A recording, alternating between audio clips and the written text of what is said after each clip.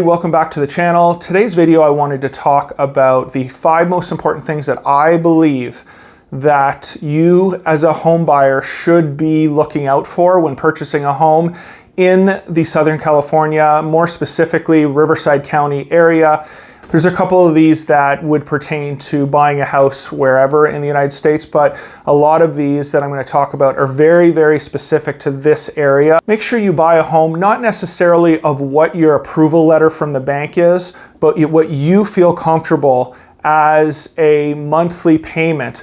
Now, especially in Southern California, there's lots to do and it's expensive. So if you like beach trips, if you like going to restaurants, if you like weekend getaways, and you are given a $5,000, let's just say, payment from the bank, that's your approval, but you really are feeling that that's going to make you house poor, I strongly suggest that you do not go that high. You look for a home that's a little less expensive, because you never know, not only things that are going to go up in price, energy, gas, all of those things in the future are going to be higher than they are today, but also, you know, you're in the sun, you're in Southern California, there's lots to do, and not being able to get out on weekends or during the week and do these things is really, honestly, I don't think it serves or will serve you as a home buyer very well. So basically, when you get your approval letter, don't just go off what they're telling you that you can purchase in way of purchase price.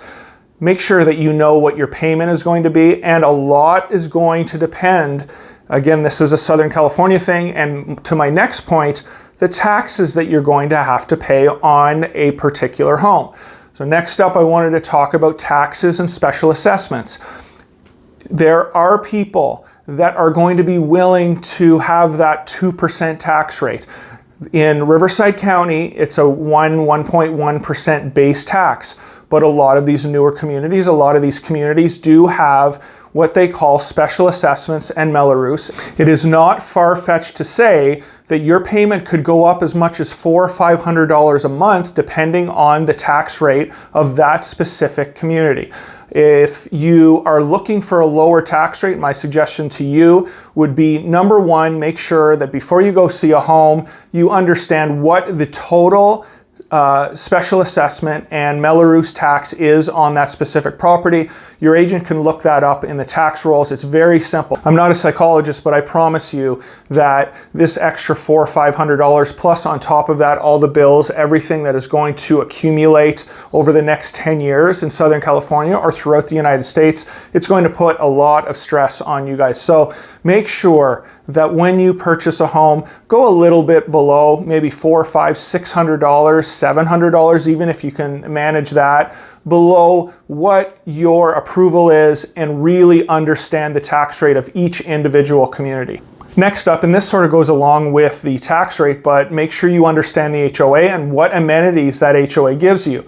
There's a lot of communities throughout Riverside County that have an HOA and really don't give you anything for that money. That's $70, $80, $90 a month. So you're really just paying maybe to have some landscaping done on common areas, and that is what your money is going to.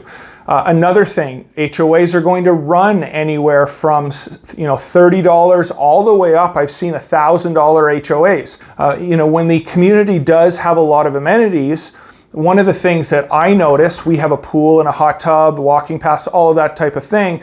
On a random Thursday or Friday, it's a lot cheaper to go to the pool and hang out or do some of the things that the community provides than going out and getting out of the house and spending $100 at a restaurant. So one of the things that the amenities in the HOA do for you is really just cut down on costs of your overall lifestyle, but also give you a lot of fun things to do. So there is the weight of, the HOA is $130 or $140 a month, but there's a lot to do in the HOA. So maybe over the month's period, us bringing a lunch to the pool, or us going at night and going to sit in the hot tub, or picking up tennis or pickleball, those type of things are going to be free. And instead of going out and doing things that are going to cost you money, overall, that $130, $140 a month is really going to save you money in the long term. So next up, I wanted to talk about the proximity to amenities. And this isn't me just talking totally. This is feedback that I've got from years of working with different buyers and what is important to them.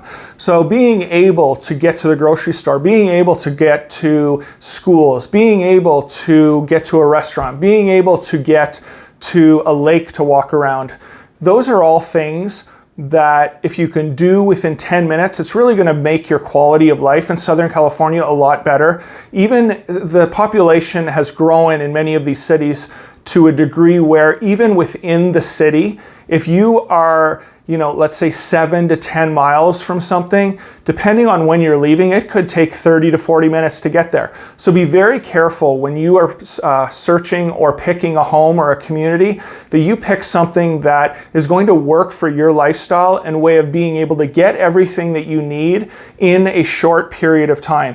We're not even going into the employment and where you work and how that's going to affect your life. And I'm not really going to get into that. I talk a lot about it in the channel. And you can search other videos, but just being close to things, your daily, things that you are going to need is really going to improve your quality of life. The next thing I wanted to talk about, and I'm not going to spend too much time on it because I mention it all the time, make sure you understand the zip code that you're moving to and the schools that your kids are going to go within that zip code or within that community. Sometimes you'll pick a zip code and you're thinking that the school system is X, but really that part of the zip code is school Y, and you really don't want to go to those schools because they don't have overall good ratings, test scores and that type of thing. So I strongly suggest that if you have kids, do not buy a home without understanding exactly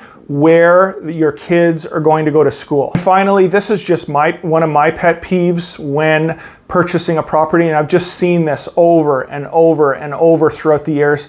Make sure when you're purchasing a home, the community has good curb appeal and you don't buy on a busy street. I promise you that the busy street is a huge deterrent for buyers.